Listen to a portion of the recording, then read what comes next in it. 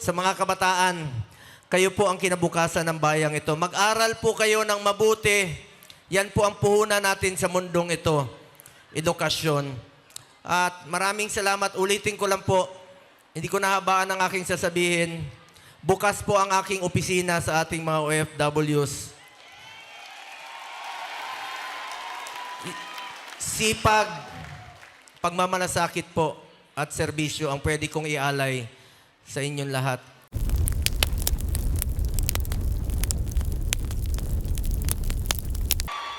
Samantala, ang susunod natin na tatawagin, wag na nating patagalin pa, si Mr. Malasakit, Senador Bongo! Go, Bongo! Go, Bongo! Go, Bongo! Go, Bongo! Go, Bongo! Magandang hapon po sa inyong lahat, mga kababayan ko. Pasensya na po kayo, medyo sumakit yung ngipin ko nung nakaraang 2 araw.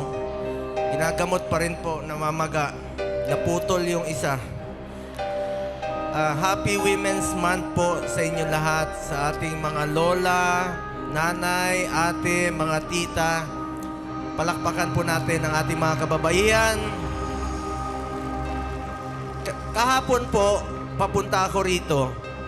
Marami pong mga OFWs, mga seaman, yung iba, lumapit sa akin. Sabi nila, Sir, salamat sa mga programa at tulong. Sa panahon pa dati ni Pangulong Duterte hanggang ngayon, sa Malasakit Center, sa pagpapauwi niyo sa amin nung panahon ng pandemya, sa mga tulong. Huwag ho kayong magpasalamat sa amin ni Pangulong Duterte.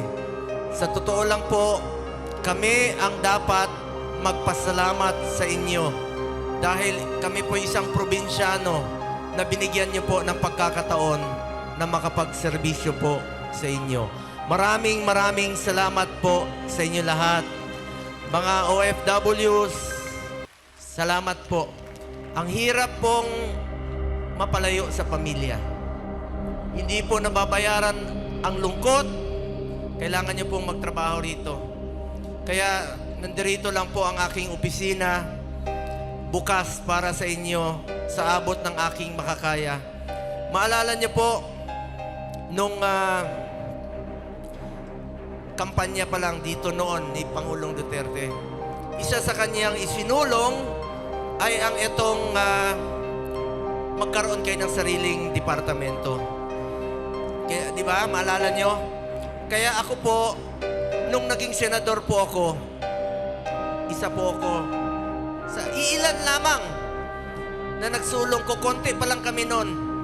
Isa po ako sa author at co-sponsor ng Republic Act 11641. Itinatag natin ang Department of Migrant Workers para sa ating mga OFWs. Ngayon po, meron noon, kalat-kalat ang may ahensyang may kinalaman sa OFWs. Di ba nananawagan kayo sa Facebook, nananawagan kayo sa telebisyon, sa radyo. Ngayon po, meron ng isang departamentong para sa inyo. Dahil kayo po yung mga modern day heroes, ang ating mga OFWs. Sa ilalim ng batas na ito, na ating isinulong sa Department of Migrant Workers, andiyan na po yung POEA, Philippine Overseas Labor Offices, International Labor Affairs Bureau, Office of the Undersecretary for Migrant Workers, National Reintegration Center for OFWs, at Overseas Workers Welfare Administration o OWA. Sa pamamagitan ng departamentong ito, maayos na po ang koordinasyon. At dadagdagan ko rin po, maalala nyo, nung panahon ni Pangulong Duterte, nagtatag rin po tayo ng bagong hospital, OFW hospital, para sa ating mga OFWs sa Pampanga. At meron din pong Malasakit Center doon po sa inyong hospital. Yun po ang ating mga isinusulong bilang chairman po ng Committee on Health sa Senado. Ang prioridad ko po, Malasakit Center, Super Health Center at Regional Specialty Center. At bilang chairman ng Committee on Sports sa Senado, ayaw ko pong masayang yung inumpisahan ni dating Pangulong Duterte na labanan po ang illegal na droga at ang kriminalidad. Kaya isinusulong natin itong mga sports program. At proud lang po ako bilang chairman ng Committee on Sports sa Senado. Nakamit po natin ang first ever gold sa 2020 Tokyo Olympics. At ngayon naman sa 2024, meron na rin tayong 2 gold po. At meron tayong eskwelahan sa New Clark City, National Academy of Sports. Isa po ako sa author at co-sponsor ng batas na yan kung saan po pwede na mag-aral at the same time mag-training ang student athletes. Chairman din po ako ng Committee on Youth sa mga kabataan. Kayo po ang kinabukasan ng bayang ito. Mag-aral po kayo ng mabuti. Yan po ang puhunan natin sa mundong ito. Edukasyon. At maraming salamat. Ulitin ko lang po. Hindi ko nahabaan ang aking sasabihin. Bukas po ang aking opisina sa ating mga OFWs. Sipag, pagmamalasakit po at serbisyo ang pwede kong ialay sa inyong lahat. At tandaan po natin, gusto ko rin pong ang pagpupulong na ito ay pasasalamat po kay Pangulong Duterte. Ako mismo, nakasama ko po siya noon, parati rito, pabalik-balik po sa Hong Kong. Nakita ko po kung ano yung ginawa niyang pagsasakripisyo at pagmamahal sa ating kapwa Pilipino. Kaya nararapat lamang po na bigyan natin siya ng pasasalamat. Do, alam kong ayaw niyang pinapasalamatan siya, kilala ko po siya.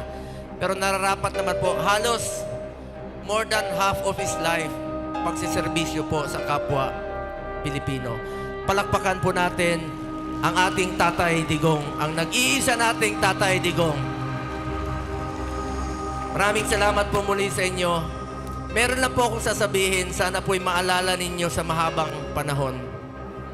Mga kababayan ko, minsan lang po tayo dadaan sa mundong ito.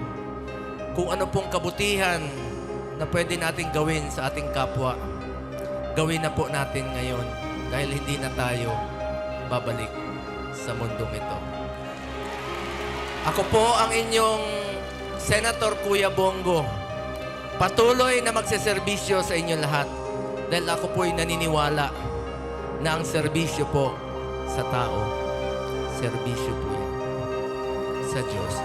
Mabuhay po ang Pilipinas! Mahalin po natin ang ating kapwa Pilipino. Maraming salamat po. Mahal na mahal ko kayong lahat, mga kababayan ko. Maraming salamat, Senador Bongo, ang Mr. Malasakit.